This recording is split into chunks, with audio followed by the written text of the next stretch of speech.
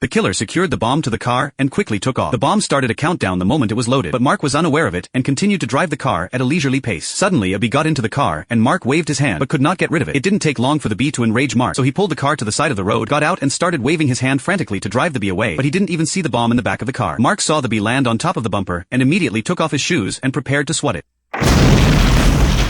Seeing this scene, the killer thought his mission was accomplished, but could never have imagined that Mark was standing in front of the blown-up car at the moment, thinking he had pushed too hard. Unexpectedly, the next day when Mark drove on the road again, the killer appeared again. This time, the killer directly drew his gun and shot, depressed by yesterday's failure. This time, the bullet hit the car's gas tank directly, and gasoline began to pour out straight down the highway. But Mark had just been so focused on calling his wife that he apparently still hadn't noticed the impending danger. A little depressed by the communication with his wife, he was just about to start the cigarette lighter when he unexpectedly pulled it right out. Without even thinking about it, Mark threw it out with his hand, and the flowing gasoline was instantly ignited. And the next second,